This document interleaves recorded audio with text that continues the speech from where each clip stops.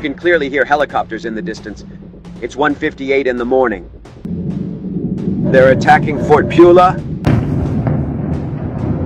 Venezuela's capital city has been jolted awake in the dead of night, just after 1 a.m. local time. Explosions ripped through Caracas, bright flashes in the sky, deep rumbling blasts, and fires burning on the hillsides. Eyewitness videos flooded social media, showing low-flying aircraft, power outages across southern neighborhoods, and residents running into the streets as air raid sirens screamed. Unverified reports claim multiple sites were hit, including Fort Tiuna, the country's main army base, and La Carlota Air Base, a strategic military installation. Other accounts, still unconfirmed, speak of Chinook helicopters overhead, non-stop detonations, and what some describe as military-style strikes across the capital. A sudden blackout has plunged parts of Caracas into darkness, but as of now, no official cause has been confirmed. No casualties have been announced, and Venezuelan authorities remain silent. The explosions come amid heightened tensions as the United States conducts strikes on what it says are Venezuelan drug operations, moves Caracas has repeatedly denounced. One question hangs over Caracas. Was this a limited strike or the opening moments of something far bigger? This is a developing story.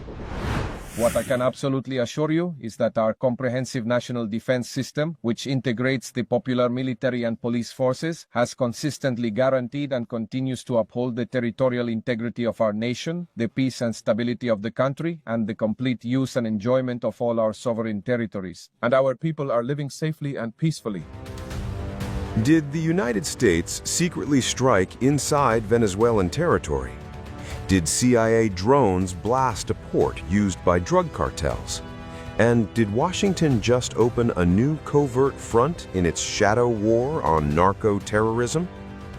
Well, Venezuelan President Nicolas Maduro did not give a clear and direct answer to these questions. Maduro is now breaking his silence, but is neither confirming nor denying the CIA's attack on the Venezuelan port targeting drug cartels last week. U.S. top spy agency had reportedly struck a docking area using drones.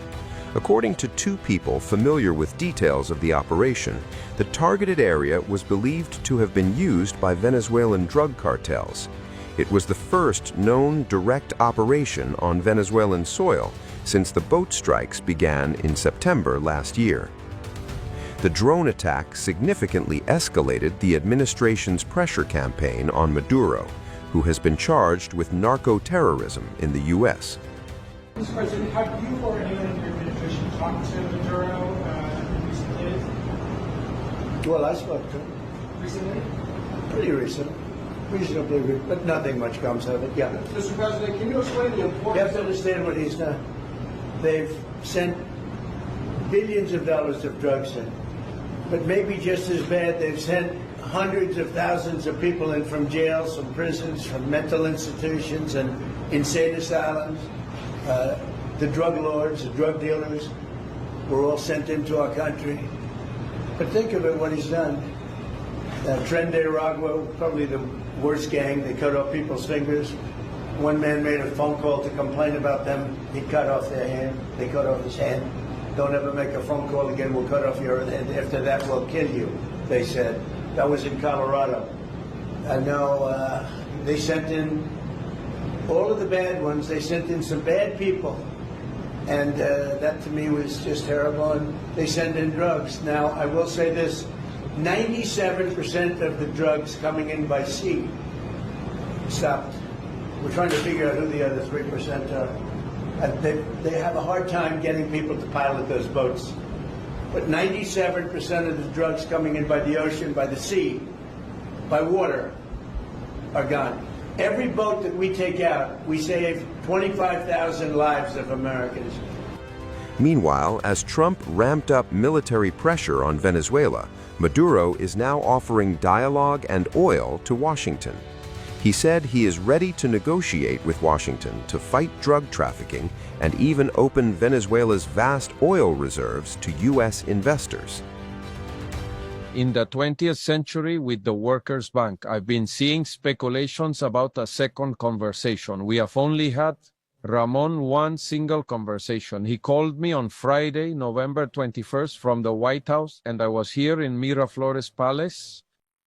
We spoke for about 10 minutes, and it was a conversation, as I've already mentioned, a respectful one. And the United States government knows this because we have told many of their spokespeople that if they want to seriously discuss an agreement to combat drug trafficking, we are ready. If they want Venezuelan oil, Venezuela is ready for American investors, like with Chevron, whenever, wherever, and however they want. What I can absolutely assure you is that our comprehensive national defense system, which integrates the popular military and police forces, has consistently guaranteed and continues to uphold the territorial integrity of our nation, the peace and stability of the country, and the complete use and enjoyment of all our sovereign territories. And our people are living safely and peacefully. In an interview with John Katsamidis on WABC Radio in New York, Trump said the U.S. had knocked out some type of big facility where ships come from. However, the CIA and White House officials declined to shed more light on the strike. Colonel Ali Weisskopf, a spokesperson for Special Operations Command, which oversees U.S. operations in the Caribbean, said in a statement that Special Operations did not support this operation, to include intel support. Meanwhile, U.S. military strikes on Venezuelan drug smuggling boats are only accelerating. On New Year's Eve alone, 5 more boats were destroyed. The total now stands at 35 known strikes, with at least 115 people killed. Trump says the U.S. is now in an armed conflict with drug cartels and that the escalation is necessary to stop narcotics from flowing into America.